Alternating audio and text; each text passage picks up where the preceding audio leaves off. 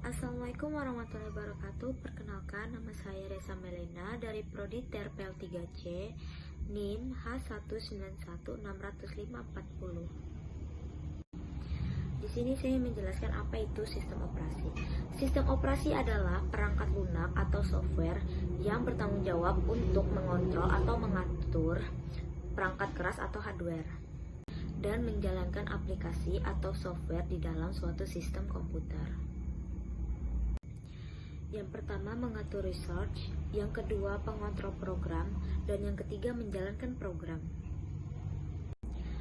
Komponen sistem komputer ada 4. Yang pertama adalah hardware, perangkat keras dari sebuah komputer. Contohnya monitor, CPU, dan printer. Fungsi sistem operasi yang pertama menjalankan operasi dasar, dan yang kedua mengatur kerja hardware dan software, yang ketiga wadah program atau aplikasi, dan yang keempat menyajikan tampilan. Yang kelima mengkoordinasi kerja perangkat komputer, yang keenam mengoptimalkan fungsi perangkat komputer, yang ketujuh mengawasi dan melindungi jalannya suatu fungsi program komponen sistem operasi. Konsep hardware dan software. Hardware atau perangkat keras merupakan komponen yang ada pada komputer. Bisa dilihat secara fisik, kasat mata, maupun disentuh secara fisik. Yang pertama input, yaitu perangkat keras yang digunakan untuk menginputkan atau memasukkan perintah dari pengguna yang akan diproses oleh komputer. Contohnya keyboard dan lain-lain. Yang kedua proses, yaitu perangkat keras yang berguna untuk memproses inputan data yang telah diberikan oleh pengguna. Contohnya prosesor. Yang ketiga output, yaitu perangkat keras yang digunakan untuk menampilkan hasil yang telah diolah komputer dan selanjutnya diberikan kepada pengguna. Contohnya printer, speaker, monitor.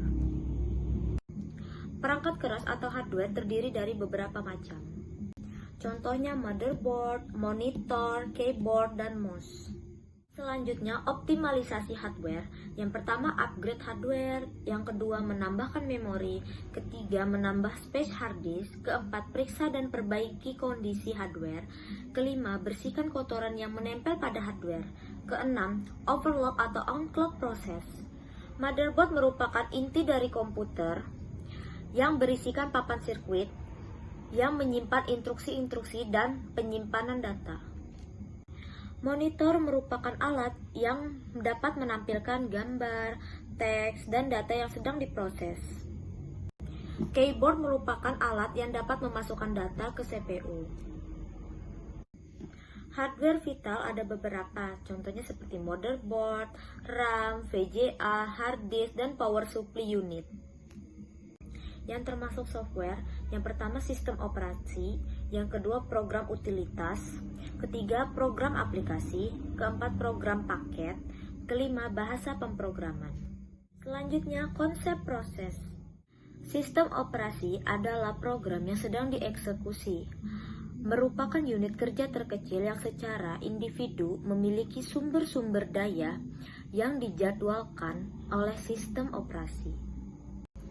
Proses tidak hanya suatu kode program atau test session, melainkan meliputi beberapa aktivitas yang bersangkutan seperti program, counter, dan stack. Sebuah proses juga melibatkan stack yang berisi data sementara, atau parameter fungsi atau metode return address, dan variabel lokal, dan data session yang menyimpan variabel-variabel global. Proses adalah sebuah program yang dieksekusi mencakup program counter, register, dan variabel di dalamnya.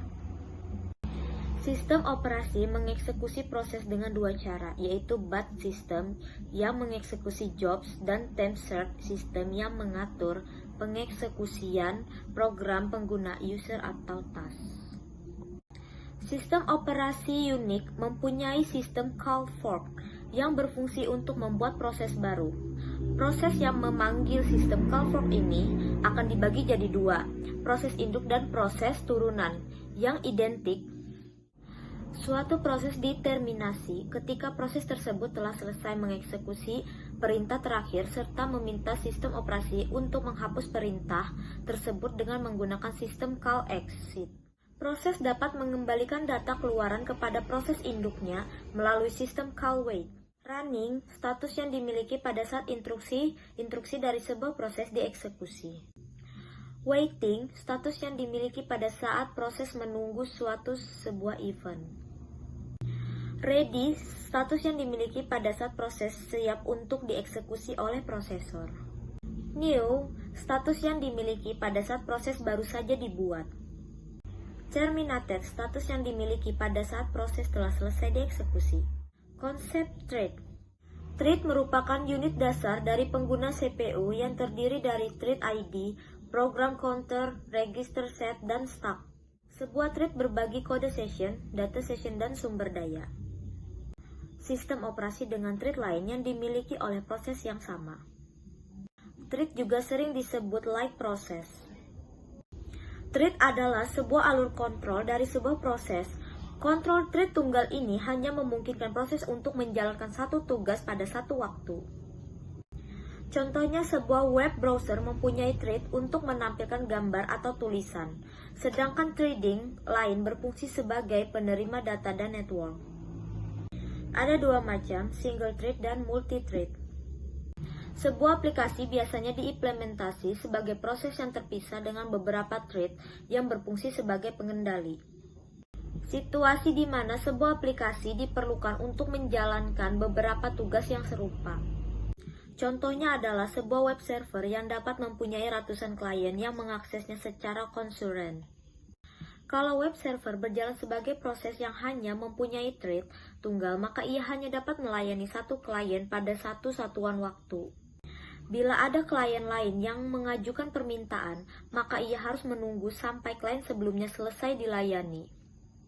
Solusinya adalah dengan membuat web server akan membuat thread yang akan mendengar permintaan klien. Ketika permintaan lain dia ajukan, maka web server akan menciptakan thread lain yang akan melayani permintaan tersebut.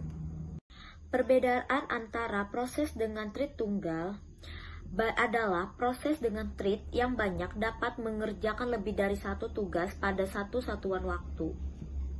Keuntungan thread. Yang pertama, responsif. Kedua, berbagi sumber daya. Ketiga, ekonomi. Keempat, utilitas. Model multithreading. Yang pertama, many to one model. Kedua, one to one model. Ketiga, many to many model. Pustaka thread atau yang lebih familiar dikenal dengan thread library bertugas untuk menyediakan API, Application Programming Interface, untuk programmer dalam menciptakan dan memanage thread. Selanjutnya, deadlock dan starvation. Deadlock adalah suatu kondisi di mana dua proses atau lebih saling menunggu proses yang lain untuk melepaskan resource yang sedang dipakai. Deadlock adalah masalah yang biasa terjadi ketika banyak proses yang membagi sebuah resource yang hanya boleh dirubah oleh satu proses. Dalam satu waktu, mudahnya ada proses A yang membutuhkan suatu resource, tetapi resource tersebut sedang dipakai oleh proses lain. Starvation adalah kondisi yang biasanya terjadi setelah deadlock.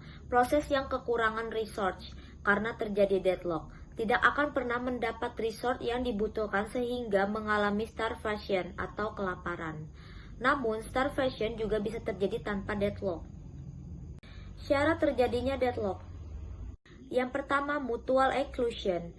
Hanya ada satu proses yang boleh memakai sumber daya dan proses lain yang ingin memakai sumber daya tersebut harus menunggu hingga sumber daya tadi dilepaskan atau tidak ada proses yang memakai sumber daya tersebut.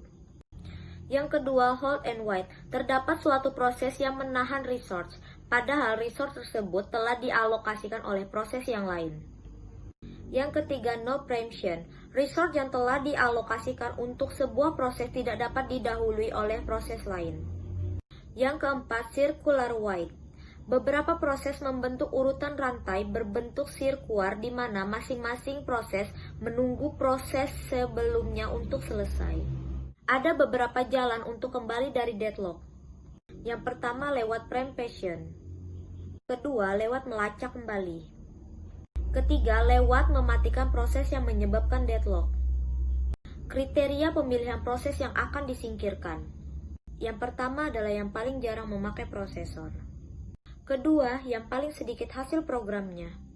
Ketiga, yang paling banyak memakai sumber daya sampai saat ini. Keempat, yang alokasi sumber daya totalnya maksimum, sumber daya yang dibutuhkan paling sedikit. Kelima, yang memiliki prioritas terkecil. Konsep memori pada sistem operasi, manajemen memori. Memori merupakan tempat menampung data dan kode instruksi program. Memori adalah pusat kegiatan pada sebuah komputer. Karena setiap proses yang akan dijalankan harus melalui memori terlebih dahulu. Sistem operasi bertugas untuk mengatur peletakan banyak proses pada suatu memori. Manajemen memori berkaitan dengan aktivitas pengelolaan penggunaan memori. Pada saat komputer aktif dan menjalankan proses-proses. Hierarki memori ada register, charge memory, primary memory, dan secondary memory. Register itu sendiri contohnya adalah untuk menampung kode instruksi yang akan dieksekusi. Kapasitas memori register terbatas agar ukuran chips proses tetap kecil. Namun diperlukan memori utama. Informasi yang berada di register dapat diakses dalam satu clock cycle CPU. Memory cache juga disebut memori CPU yang berkecepatan tinggi yang dapat diakses oleh mikroprosesor. Komputer lebih cepat daripada yang dapat mengakses random access memory. Memori ini biasanya terintegrasi langsung ke dalam chip CPU atau ditempelkan pada chip terpisah yang memiliki interkoneksi bus yang terpisah dengan CPU. Tujuan memory cache adalah untuk menyimpan instruksi dan data program yang digunakan berulang kali.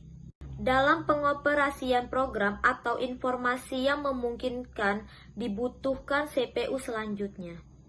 Memori utama adalah memori inti dalam suatu komputer dan merupakan media penyimpanan dalam bentuk array yang disusun word atau byte mempunyai alamat tersendiri. Primary memory berada di level tengah. Contohnya RAM. Primary memory diukur dengan 1 byte dalam satu waktu secara relatif. Dapat diakses dengan cepat. Dan bersifat volatil, informasi bisa hilang ketika komputer dimatikan. CPU mengakses memori ini dengan instruksi single load dan store dalam beberapa clock cycle. Secondary memory berada di level bawah, contohnya disk atau tab.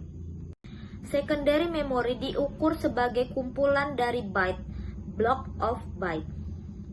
Waktu diaksesnya lambat dan bersifat non-volatil. Informasi tetap tersimpan ketika komputer dimatikan. Memori ini diterapkan di storage device, jadi akses meliputi aksi oleh driver dan physical device. Sekian penjelasan dari saya, kurang lebihnya mohon maaf. Wassalamualaikum warahmatullahi wabarakatuh.